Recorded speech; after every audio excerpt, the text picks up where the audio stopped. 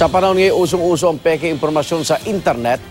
Mas mabuti para umasa sa mga libro para sa impormasyong gagamitin sa pag-aaral. Kaya naman hiling na ilang estudyante, magbukas pa sana ng magandang pampublikong silid-aklatan sa bansa. Narito ang report.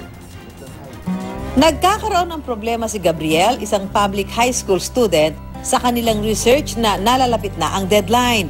May mga impormasyon pa raw kasi silang kailangan para tuluyang makumpleto ang proyekto. Kasi po sa school po namin, masyadong limited po talaga yung mga references namin, mga aklat.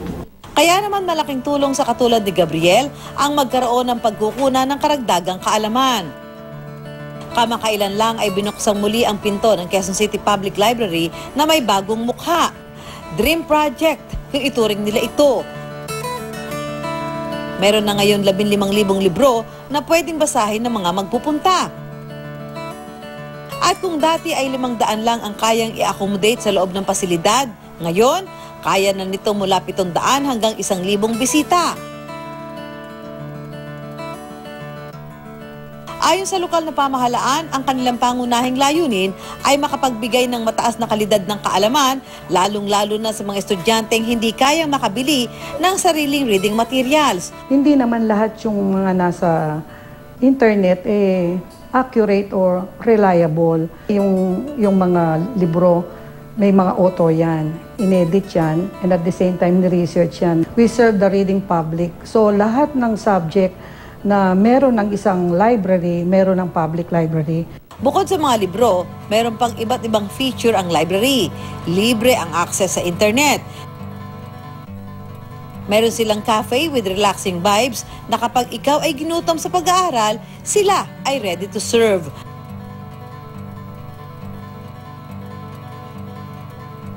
Nandyan din ang kanilang children's corner para sa mga chikiting na habang naglalaro ay pwede ring matuto.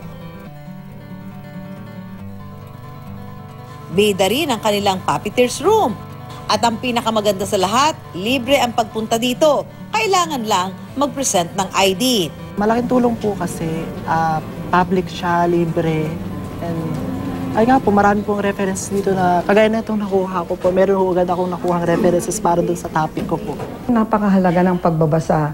Hindi naman tayo pwedeng matuto nang hindi ka nagbabasa. Hindi naman pwedeng maging successful ang isang tao without reading. Isa lang si Gabriel sa mga kabataang matutulungan makapag-aral at makapagbasa ng mga libro na mga pampublikong silid-aklatan na sana'y mayroon sa bawat barangay, bayan at lungsod sa bansa.